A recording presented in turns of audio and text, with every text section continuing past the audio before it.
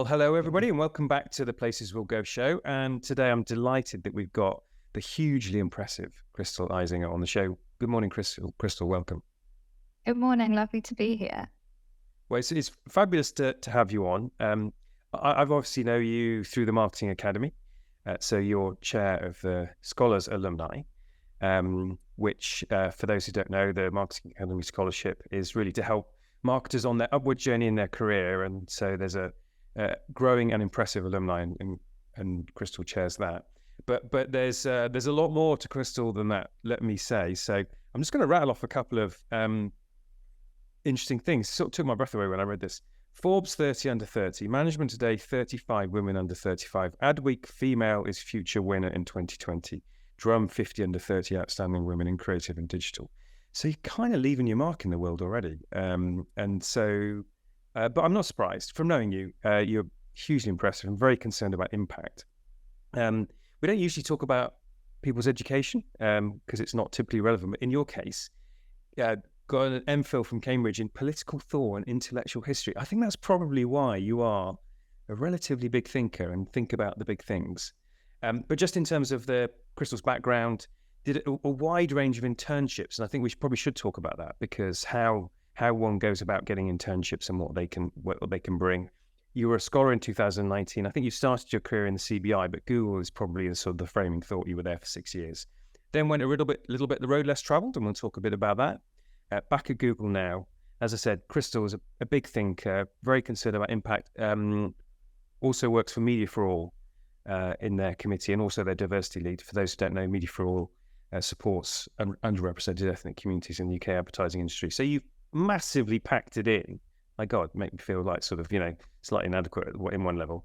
But fantastic to have you on the show, Crystal. I know it's going to be super useful for everybody who's listening in. Thanks, Mark. Well, I'm very excited to be here in many ways. You have led the way and set a great example for someone who can be in the industry and also have lots of impact in broader industry associations and activities. So thank you to you for setting the way on that. That's very kind of you, Crystal. So here we go, Richie, over to you. Hey, Crystal, amazing to have you on. Let's just kick off. I mean, how do you pack it all in? I mean, what's the motivation behind all of it? It's a good question. I wish I had a straightforward answer for you, but I think the answer has to be fun and impact, right? I think that, something that I was reflecting on yesterday was a big part of the reason that I got involved in a couple of the things that I did. So Media for All is one that you mentioned, whose mission is to be the home of diverse talent in media in the UK. I really got involved with MIFA during the pandemic when we were all working from home, and being part of that community and taking a leadership role in that community really gave me a sense of belonging and community and fun that I was missing a little bit from work at that time. And it is a happy byproduct that good things happen from that. We did some incredible things during that lockdown year. We launched the MIFA Matters survey, which was to take a pulse check on attitudes from across diverse talent in the industry and give a report on what the industry needs to do better. And wave 2 of that has just gone live this week, actually. And I would, I guess I could say it's because I have a deep passion for getting more people into the industry, which is absolutely true, and that I want to make sure that underrepresented and misrepresented people and voices are championed, raised up and included, which is also true. But often the spark or the initial reason is feeling a sense of belonging and meeting new people and being part of a team. And I think it's an important message because often what I hear and see from people that I've managed or who I mentor is that they look for that sense of belonging and team from their core role or their formal employment.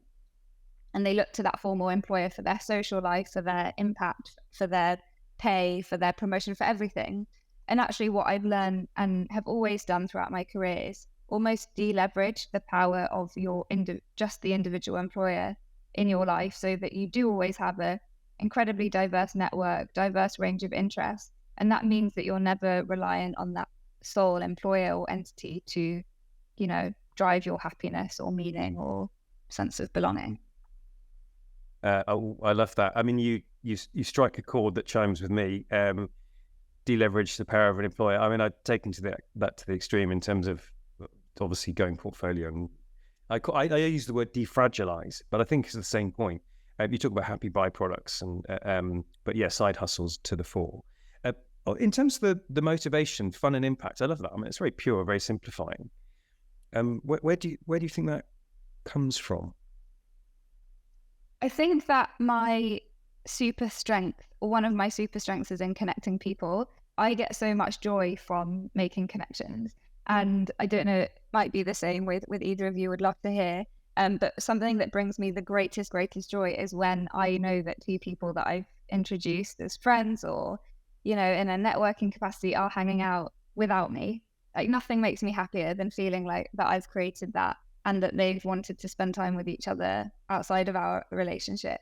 And so honestly, I think that being part of these, we could talk about lists, but really all these lists are kind of cognitive shortcuts for great communities of interesting, ambitious, curious people, right? It's not about like the Forbes list or the Management Stay list or the Marketing Academy. It's actually about these forces that bring brilliant people together and then having access to them and cultivating them. And I think, just because you're part of them doesn't mean that you're leaned into it, right? Mark, you and I both know from our roles as on the alumni councils is that some people make the most of the network and some people don't, and that's fine. There's no judgment there. But being able to have access to those people is incredibly rewarding, not necessarily for what I personally can gain from it, but from the connections I can make for people around me, whether they be people in my team or friends or managers who I can then connect. And that kind of, I think, passing it on and feeling like there's that good karma. Yeah. And honestly, this has changed a lot, but the key thing that's important to me in my career now is leaving a legacy of generosity and kindness, because I really believe that whatever you end up doing, whichever industry you end up in, if you do enough good small deeds, it comes back and it gets passed on and it gets multiplied.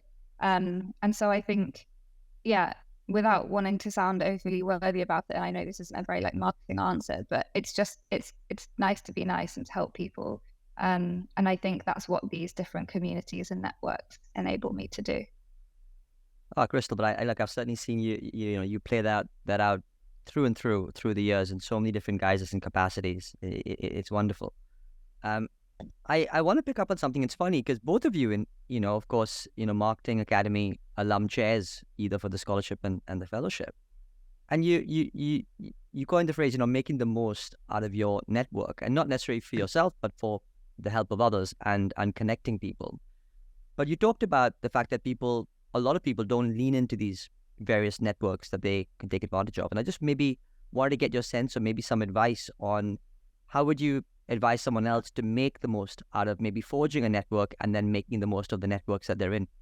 Networking has a bad reputation. I think it's a kind of overused and quite a corporate word. And I have to say, I've never made an introduction where I've used the word network. I don't use the word network in my day-to-day life, or it's not part of my normal human vernacular. Genuinely, actually, this is 100% true. I have an email sitting in my drafts to Mark saying, can we be WhatsApp friends? Because we email each other kind of multiple times in a week. But there are often times in the week where I think about, something Mark has said or want to share something. And I think, the barrier to entry of sending someone a WhatsApp versus sending an email is a little bit easier. Yeah. And I haven't sent that email yet, and he hasn't said yes or no yet. But my point is, I really don't think about networks. I genuinely think about friendships, because it's just human connection. And for me, and it's different for different people, but for me, there's really no delineation between a friendship and a network. And some of the most, and we might come onto it later, but in some of the most difficult times in my life and career, people from within my network, but people who I would say are friends, are the people who have pulled me through that or given me the ladder to get out of the place that I was in.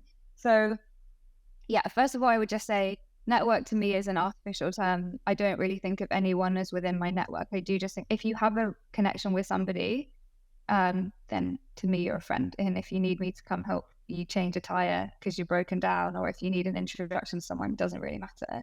In answer to your actual question, how to make the best of your network, one is show up, right? It's so easy to give yourself 100 reasons why not to go to something. It's raining outside, there's work to do, I don't know anybody else there. But first of all, just show up, just go.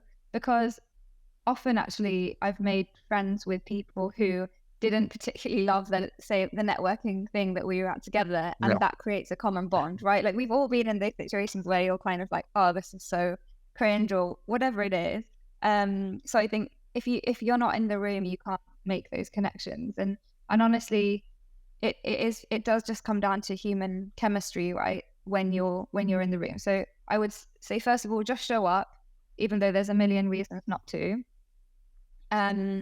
Secondly, in terms of once you kind of have that initial connection, make the effort to foster it, right? Like just because you meet somebody once, I guess the key thing is to, do you make them feel good in that moment, and vice versa. But then, foster that relationship quite quickly, because you don't want to feel that when it comes down to asking somebody for a favor or an intro or something else, that it's cold. And again, like I say all of this, and I say all of this with the kind of caution of do it authentically in a way that's meaningful to you. I've never built a relationship with somebody that I haven't genuinely had an interest in and felt like I can give something to their life, and vice versa. So do it authentically, don't force it, because it won't yield any results if it's inauthentic. And then something that Mark taught me actually is that people feel really good when you do ask them for a favor and they can help you. There's a fancy American president, Benjamin Franklin effect, I think. This was a direct result of a mentoring session that Mark and I had a while ago. But, then think about how you can start making, an ask if appropriate, because it makes other people feel good. And then, I don't know, it's just about then thinking about nice ways you can bring that person into your life a little bit more. I feel like as I'm going through this, I'm talking about like dating someone, which sounds really awkward, and I don't mean it to at all, but I really see no difference in like when you bring someone into your friendship network. It's kind of the same thing, if there's an interesting industry conference or a talk and that person's interested, just be like, hey, do you want to come along and talk about it together? If you see an interesting article, send it on. So I think it goes from showing up, kind of investing in that relationship, bring people along to unexpected things and see what happens. And the only thing that can happen is that they say no. And it's not that bad. So that would probably be my my top tip. Love it. All good. Because I can't believe we're actually not connected on WhatsApp. I just realised that we're not, because we exchanged some emails. So let's definitely do that. Benjamin Franklin effect. That was supposed to be our little secret, but anyway, cat's out the bag. This is an interesting neuroscience nudge kind of thing, behavioral science nudge. People are more likely to do you a favor if they've done you a favor before than if you do them a favor, which is sort of slightly counterintuitive. It's not saying reciprocation is a bad thing. It's just saying that people become predisposed to be helpful, either consciously because they're invested in you, or subconsciously because the neural patterns have been created. So there you go. Ask for a small favor and it leads to a ... Anyway, 2023, big year. Tell us about 2023, Crystal. 2023 has been a big year. I was trying to work out what year that was, and then I realized it was this one. Well, yeah. And also thanks Mark for explaining the Benjamin Franklin effect much more coherently than I did, and accurately. It has been a big year for a few reasons. I think to explain why it's been a big year, it's probably useful to rewind a little bit further and back than that, which is I left my role at Google in the middle of 2021, having been there for 6 years. Again, this was kind of towards the end of the pandemic when things were opening up a bit again, and I had a real kind of yearning for greater responsibility. I had a higher risk appetite, having been inside in the corporate engine all the way through lockdown. So I had a high risk appetite, probably a high sense of frustration that my career wasn't kind of progressing at the rate that I wanted it to. And I really also was yearning for the kind of creative freedom and something tangible, given that we'd been remote and doing things virtually for such a long time. So I made two quite big decisions at that time. One is that I left Google to run a music startup. So I joined that startup as the CEO. It was it had been going for a while. It was a great opportunity for me to directly manage a team, be able to influence the product roadmap, be completely responsible for the brand and marketing, which seemed really exciting and empowering and very different to what we know about what it's like to operate in a large corporate environment like a Google. But then at the same time, before I'd been kind of had the job offer, I'd also made this completely wild decision to buy a cafe, a local brunch cafe, Australian-inspired brunch cafe called Urban Pantry, which was about 5-10 minutes from where I lived, because the owner was moving to Barbados and we had become friends because I loved the concept so much and went there so much. And she told me that she was leaving and selling it. And in a small fit of madness, I asked if she would consider selling it to me. So I guess before we get to 2023, it's probably worth just kind of mentioning that, between 2021 and 2023, I left my corporate job, went into a CEO position of a startup, and at the same time took on a small hospitality business, and that was a lot. I was outside of my comfort zone, but had like extreme accountability, which is actually what I had really wanted, and learn a huge amount. And we can talk about it a bit more later if interesting. But I guess to get back to the original question of 2023 being a big year, in 2023 I went back to Google, as you mentioned, Mark, which was fantastic, in that I was able to be back around my own colleagues again, crucially able to use my strengths at work, which I hadn't really been able to do for a long time because I was in that kind of stretch zone for an extended period of time. And I also sold my cafe, which is I think that happened about 3 months ago. So that was particularly big moment because up until that point, I'd had 2 jobs for a very, very long time. And I think we should talk about the reality of side hustle culture because it's not always kind of glamorous. And yeah, it's been a really amazing last few weeks and months actually, because I've just had my freedom back because I haven't been running around between multiple jobs. So yeah, it has been a big year. And again, Mark was actually there on the day that I sold my cafe and the first person that I celebrated with. So it's a moment that I will never forget. And so yeah, it has been a big year. Wowzers. My God. I mean, we talk about backing stuff in, but I mean, that's incredible and super brave to actually go out from Google and branch out on your own in those ways, Crystal. It's pretty incredible.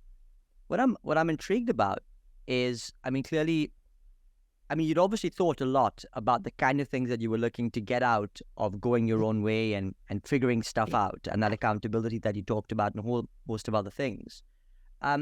Going back into the corporate zone, I mean, do you think the fact that you were able to step out to get that experience and exposure and then come right back in has enabled you almost to get ahead in your career, given the sort of the new skills that you've been able to garner from those couple of years of doing it yourself? Great question. And thank you for what you said about bravery. It means a lot even now when people don't look at me confused, like, why did you do that? So thank you for that. Honestly, Richie, like, I don't feel like I am ahead in my career at all, like, versus my peer set. Like, I think, maybe I'll feel differently about this, but, I definitely feel like a different person going back into my corporate role this time around. And I could talk at length about the skill sets and behaviors and my own values, which have changed in that journey over the last 2 years. But, if anything, I actually at this stage probably feel that I'm behind in my career progression, actually. I wouldn't say I'm kind of outperforming my peer set at the level that I'm at right now, but actually I think it's something that over time it will allow me to be even better leader, have better perspective. So I think I definitely would say this is very much steal a Sarah Ellis and Helen Tupper phrase, but it was a big career squiggle, and that doesn't always mean that you're the rung above when you get back onto the ladder. But has it changed me as a person? Yes. And I think specifically in answer to your question, in my re-entry into the corporate world, the things it's made me better at doing is focusing on impact, not worrying about professional development, and just actually having some really clear North Stars about what I need to be happy, which is using my strengths at work, having good business chemistry with the business partner or partners that I'm working with, and being part of a great team, a psychologically safe team. And I have all of them, so I'm very content. Am I kind of worrying every week about whether I'm going to get promoted next quarter? Absolutely not. Was that my main preoccupation before I left Google? 100%. And so do I feel much better from doing that? Yes. And, I can tell you every kind of time every end of the month that rolls on and that I don't have to do payroll myself, I feel grateful to be in a corporate rather than having to sort out the wages and payroll for either the startup, which is what I was doing at the time, or the cafe. So definitely has brought me a new perspective, which I think in the long run will help, but I wouldn't say has meant that I've kind of exceeded kind of where I could be in terms of career development right now. But arguably that sounds like a more balanced perspective, and having faith that it will all come good over time. You've reminded me, I don't know if you know Baz Luhrmann's song Sunscreen. It's a must listen. But there's a line in there, I played it to my kids endlessly when they were growing up, and they got bored of it, and now they've sort of circled back and realised there's a lot of truth in it. There's a line in there which says, don't be jealous, sometimes you're ahead, sometimes you're behind. The race is long, and in the end, it's only with yourself. Which I particularly like. So some things have changed. You also said your values have changed, Crystal. So tell us a little bit more about that. Yeah, happily. Also, can I actually just say one other thing, Mark, on that topic about the, sometimes you're up, sometimes you're down comment, because I really love that. Or sometimes you're ahead, sometimes you're behind, rather. I was actually chatting to a friend a few weeks ago after the Fellows Retreat, and, we were talking about the last, couple of years, and she was saying, I have to say, like, I was a bit worried about you because I, didn't kind of see you that much in the industry for a little while, and you kind of went a little bit quiet, and I've always looked at you and you've been on every single list and at every single event and doing amazingly in your job, and I just didn't know how you did it. And I think the subtext I also read from that was like, and it was also a bit annoying as well, that you were like seemingly like you were ahead on everything and doing so well, and like it was a bit annoying and exhausting, and like there was like a curiosity but also tinged with maybe a bit of intimidation and a question behind the question. And I think that something that has happened over this career squiggle is that it's been very humbling as well, right? And actually I think yes, like it's great to have champions and cheerleaders when things are going well, but also the way that you're able to connect with people when things have been difficult and you've been behind and not ahead, also is a way to build connection with people. And also, I think you can say that you lead with vulnerability and show vulnerability, but when things are all going in your direction and the wind is in your favor, it doesn't feel that authentic to the people who are around you if they're struggling with things. And I'm not saying that you kind of need to use it, but I think one thing I've been aware of is having gone through kind of some challenges and different experiences, I'm better able to connect with a broader set of people now, having been behind, not just ahead. And I think that's an important point to make, because it's lovely to have at the beginning of a podcast a long list of accolades, but I think also people look at that stuff and they're a little bit, it can often prompt like jealousy or intimidation or some other feelings. So I think it's I'm also grateful for the fact that I've been able to connect with people in a way that like, oh wow, I kind of thought you were invincible, but actually you've gone through this, and it's it's prompted some very honest conversations, which is important. In answer to your actual question, which is around how have my values changed, I haven't. I'm not. I haven't got the kind of neat. Here were my values before, and here are what they are now. But I think I could probably answer what I value has changed, rather than my old personal ones. Because I think, to be honest, I'm still on a journey of rediscovering what they are. I think the last 18 months has prompted probably what some might say is a kind of, identity crisis in a bit of a way, because if you've gone from being all over your job and, able to do everything in industry and running at 1,000,000 miles an hour and having multiple jobs and, all that stuff, and then actually it all comes to a bit of a halt and you're like, what can I do? Like, am I any good? Can I do anything? Have I just massively failed and fucked up my entire career? It means that you have to rebuild who you are and be intentional about that. So I'm actually on the journey of kind of rediscovering what my values are. But as I said, the things that I value, and like one specific example of that is, I think there are particular people who before I would have been people, or actually companies, which historically would have really been a magnet towards me in terms of what I wanted to work for and be around, which will probably be like chaotic is fine actually, and I think that's still the same because I like bringing structure to chaos, but more around people who like being around people that need that show approval seeking behavior. So I think something that's always been important for me is that I've had the approval of people that I've been working with, and that's really can burn you out, right? If you're constantly seeking approval from people and they can't give it to you. Whereas now, actually, as I'm looking for my next role, because my role, I'm back at Google, but as a contractor rather than in a full-time position, and I'm looking for my next role, I'm also thinking, like, what are the personality types of bosses or potential bosses or companies that I want to be around, where they will give me what I need, and I've changed as well, right? Like, I don't think I need the approval of those people anymore to be happy, which is what I used to need. I needed the promotion or the good feedback, whereas now I'm much more clear on like the value that I can bring to a business and what I have to offer. So I think, I don't have a good answer on how my specific values have changed, but I think an example of how that translates to my behaviors is I'm much more wary of what I'm drawn towards in terms of next role and what I should stay away from that will lead to a path of kind of burnout for me. Crystal, I mean, you've in talking about both those sort of subsets of things, right? I mean, there's sometimes you're ahead, sometimes you're behind.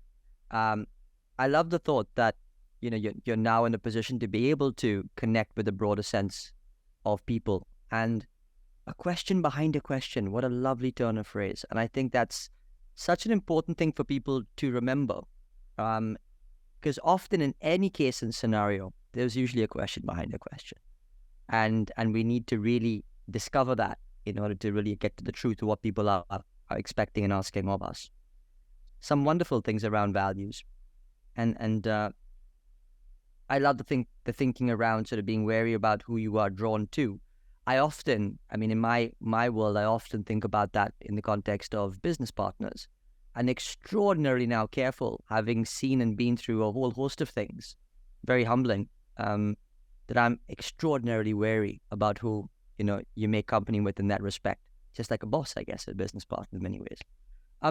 I want to pick up and get your thoughts on, because many people may well be in your position where, you're kind of looking for the what's next moment. You're doing it within the context of Google, possibly. And I wondered if there's any thoughts and advice about how you would navigate that, or how you are navigating that. And I know you talked about worrying about different personalities and people, but just maybe some advice for others who are looking out for their next step in their career. How should they go about doing it? Good question. I can share my experience from what I'm doing. It's definitely, there are multiple ways. And I would say that, again, Amazing If, so Sarah Ellis and Helen Tupper's business, is 100% the go-to resource for this, to how to get ready. They have incredible podcasts on how to prepare for a job, how to prepare for an interview, how to use your network for your next role. They spend their whole life doing this and are much more kind of qualified and thorough and research driven in what they do. And I have to say, I use a lot of their resources all the time. So I would say, before listening to my answer, go check out amazingif.com and find the relevant podcasts on there, because there's just lots of brilliant resources on it. In terms of what I'm doing, I think as a starting point, it's great to be in a position where you feel like you're running towards rather than running away. I think that the point at which I left Google, I was probably burnt out and didn't realize it and was running away rather than running towards something. And it's only now that I'm able to kind of recognize that. So I guess in answer to an earlier question, that's like a good thing that's come out of it, because I wouldn't have been able to identify that before. So I think first of all, make sure that you're running towards something rather than running away. That's advice that Renee Carriol actually gave at a Marketing Academy talk a while ago. The second thing I would then say is, for me, it's about who I'm working with, not what I'm working on. I have quite a fungible skill set. And for me, as long as I'm having fun at work, I feel like I'm part of a high performing team, have autonomy to go and make shit happen, then largely I'm quite happy. So as I said, for me, it's less about the what and more about the who and the how. And then the third thing that I've done is I created a list of target companies that I wanted to work for. Wrote down, I started doing some research about who I would need to speak to in each company. And then I used my network, as we would say, I put in inverted commas, but used people that I know who I've built relationships with for introductions to some people, because what I do know to be true is that the next role that I have is not going to necessarily come through applying for a job role that's posted. And I'm actually okay with that, right? Like what I'm really looking for is for someone to say, I think you're brilliant and you can do great things. And I can see that you have a bit of a Swiss Army knife skill set.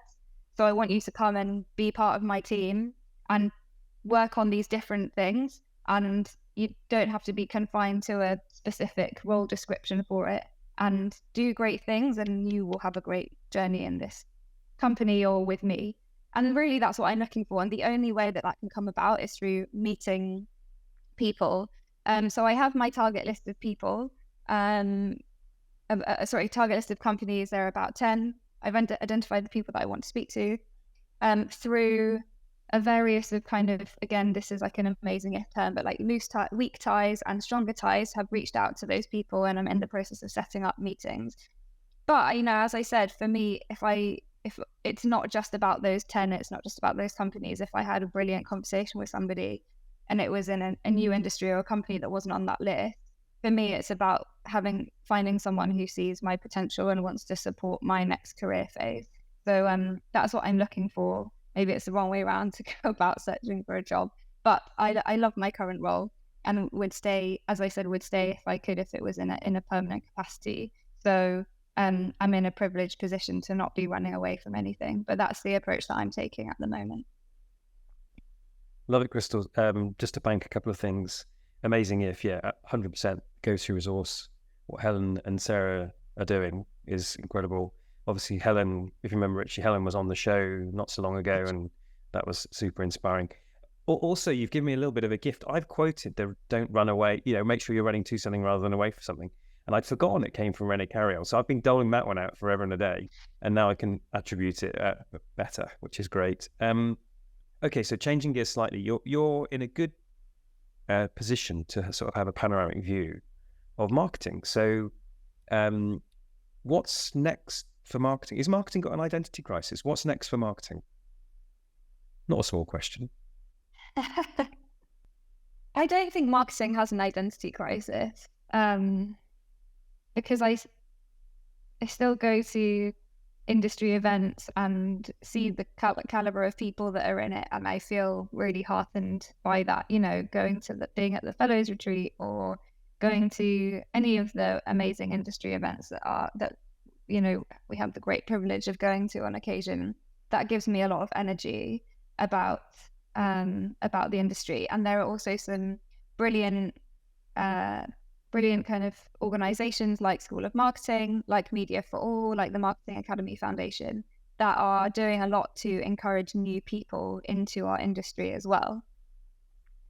I think that where there's a slight image problem, and actually I don't even know if it's image, I would actually say it's a kind of communication and internal PR problem, is that, you know, we so often hear quite binary statements around, you know, how are we able to credibly position marketing as a viable career option for folk when the messaging is consistently that AI will render all of our jobs obsolete, and that everything from like creative to media planning to creative strategy are things that can be done using artificial intelligence.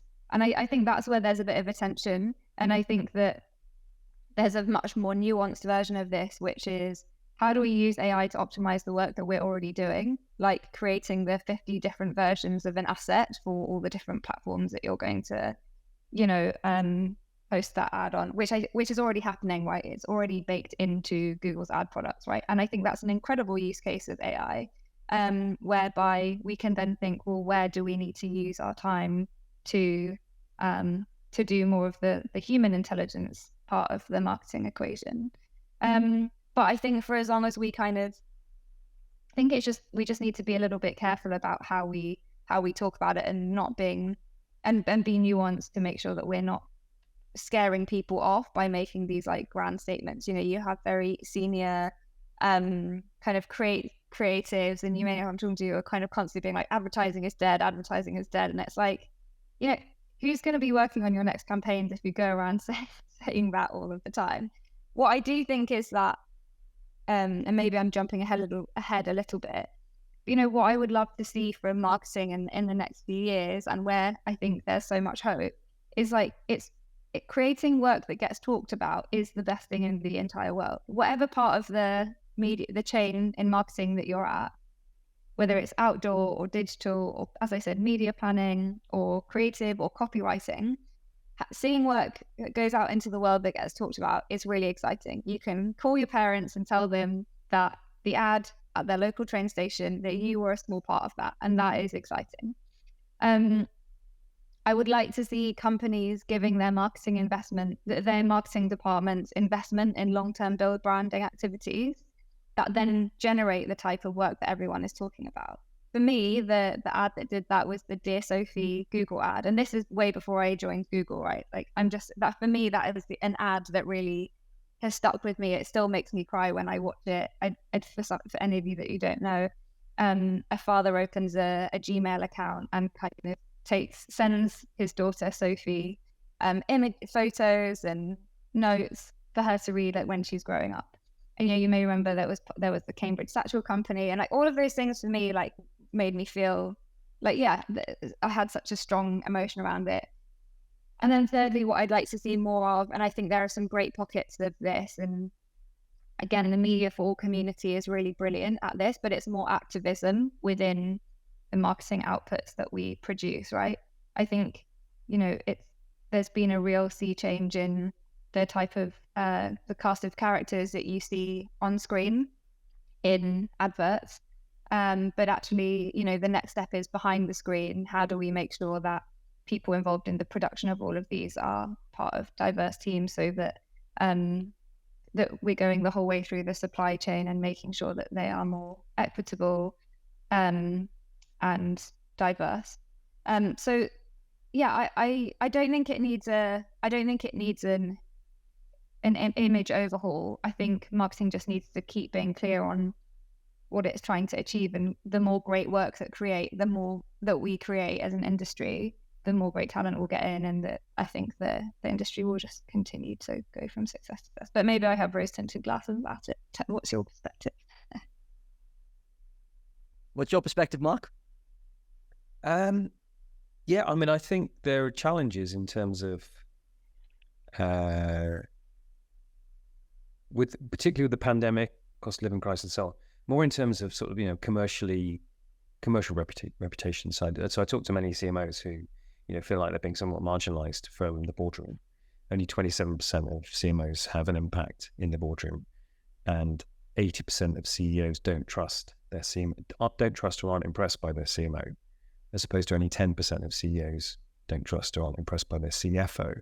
So I think there's just something about marketing aspire to have a bigger impact on the organization, but in many cases it's just not quite ringing true yet. But I think you made some fantastic points, not least the balance of what AI is or isn't yet. Well, I did watch Mission Impossible a couple of days ago, where it was already sentient entities that were ruling the world. Anyway, that's a bit of a distraction. But I haven't seen it yet, but I'm seeing Barbie tonight, and I'm very excited. And actually, I think Barbie is going to be a great marketing case study of our time, right? Like, genuinely, if you look at all of the brilliant activations around the Barbie movie, like, who doesn't want to be part of that? Like, I think that is an incredible kind of use case of it. Or not use case, but like reason to be hopeful. I also completely agree with you, Mark, and I think it's a really good point. I actually think that the work to, if actually the one thing I would say about even better if the marketing is spend less time with marketeers, and as you say, lift the conversation up to be a commercial one, because I think you see that, right? Maybe a byproduct of my point around having investment, like companies, it feels like there's a lack of trust often between marketing functions and the CEO functions, and a byproduct of that is like investment change, really significant investment changes year to year, which, as we know, doesn't result in great work, because your teams are agencies, you can't plan ahead, you can't do that long-term thinking. So I think I think it's a really, really important point. How do we build trust outside with people outside of our industry? How do we bring CEOs into the boat of unlocking the power of marketing and show the commercial value? Because I think the tenure of CEOs is much longer than CMOs, isn't it, as well, in the industry? So I think big plus one on that point, and I'm really glad you brought that kind of reality lens to my answer. So thank you. Well, hey, Crystal, we are totally out of time, but like most things in your life, you seem to have really packed a lot of stuff into this conversation, and it's been absolutely brilliant. I find that you've got such great clarity of thought, and your ability to sort of communicate just such a broad range of diverse ideas is just super, super cool, beyond anything. And now it's my job to try and distill some of those into a wee bit of a summary. So let me see how I get on with that. No judgment, please. The whole, your ethos at the complete beginning was around fun and impact. And we talked a lot about the thought around belonging, which kind of, I think, is, central to perhaps what you were looking for and seeking. But it's that combination: fun, impact, belonging, making connections, but making those connections. And you've used the term around being friends, and whether you're going to change the tire or looking to, looking to forge a connection or help someone make with introductions, which you said were central and what makes you really happy, is great. And you even use the term karma in that thought, that it's not about you, it's about others. And actually, when you do that and you give stuff away, it just comes back, and that's just great. A generosity of kindness, I think, another turn of phrase that you used out there. We talked a little bit about the role of networking and some great tips around networking, forging human chemistry, show up. And by the way, it's as great to be at a networking event and bond with someone who doesn't want to be there either. Great, right? So you can work it both ways. Foster it. I think that's a key element that people forget. It's all well and good to show up and maybe create that little nucleus of a connection, but how do you take it to the next level, and how do you build on that over time in an authentic way? Both you and Mark touched on the Ben Franklin effect, and I think that's a super psychological tool, nudge tool, Mark, as you said, to use. Enrich people, with nice ways to bring them into your life and enrich your life and theirs as a consequence of doing so. Your career trajectory, and I admire you bringing this up when you talked about that people may have seen all the accolades and all the awards, and the fact that you were trying to do all these various things at one point in time, and now you've taken a bit of a step back, and that authentic way in which you see the duality of that. One super successful, on the other side, you could be perceived, and people could be intimidated by that. And the fact that, the highs and lows have made you reflect on that, and, particularly around the question behind a question, and kind of, have a more rounded sense of things, and then be able to relate to a broader sense of people, is just, I think, is a key learning for all of us, and central to that being humility. Talked about the thought of needing to rebuild yourself, figuring out what it is that you actually do want and what you do value. It's not a before and after values process, but it's what you do value today. Bring structure to chaos. A less of a need for approval from others. Looking at personality types and being wary about who you want to associate yourself with from a professional capacity. And then, of course, what you think around your next moves and how you can, and the advice you've given to others who may be in your similar position, running towards something. It's not about what I'm working on, it's who I'm working with, which I think is fundamentally great.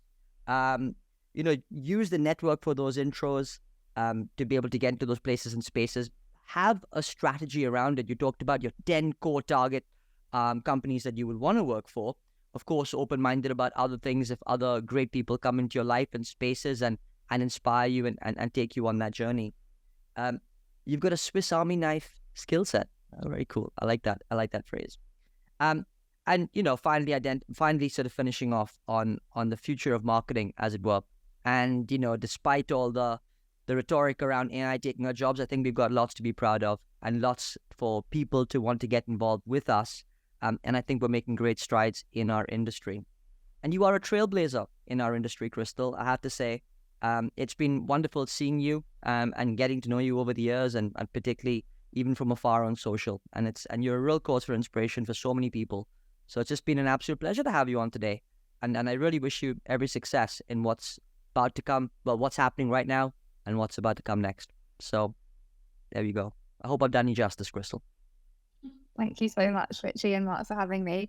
And I think, one final thing that I would, two final things, if I may. One is, I think, just on that point around both networking and finding your next role, I think listening to your, sorry if this sounds a little bit woo-woo, but like listening to your body on how things really make you feel is a really, really good indication. And something that I used to do, a behavior that I used to do, was allow my brain to override it and be like, this doesn't quite feel right, but like I will intellectualize my way to making this be the right thing. So I think whether that's like you have a meeting with somebody and they make you feel great, or you have a meeting with somebody and they're seeing something that's just not right about it, listen to that. And that's what interviews are great for doing. Same with like those networking events. I think having that confidence to listen to your body and know that you might be picking up on something before your conscious brain knows exactly why that is really powerful. And then secondly, to that point around, how, career progression and, looking to where you're at. I think a couple of, again, like quotes that help me here is, one is, comparison is the thief of joy. And I think when thinking about career progressions, looking at what other people are doing is very unhelpful. Everyone's got their own battles and everyone's, got their own wins, and you rarely know what they really are for people. And secondly, something that I've been kind of practicing a lot through yoga, but also just as part of that kind of being more mindful practice, is thinking that, you're exactly where you need to be right now. And is this the place that I'd planned to be? No. Has it been a fun journey recently? No. But, would I have done things differently? Would I say that there are regrets? Like, no, because I do believe that where I'm at now is the right place for me to be now. So if you're feeling adrift in your career, or like you've made a bad decision, I think just sometimes centering yourself back to that thought can be useful in allowing yourself to know that ultimately things will come good. But sit in the present and don't force things, because I definitely did that a bit too much. So hopefully those two little nuggets will help somebody. I wish I'd have known them a bit earlier. All good. Thank you, Crystal. Thank you so much for your time today. Pleasure.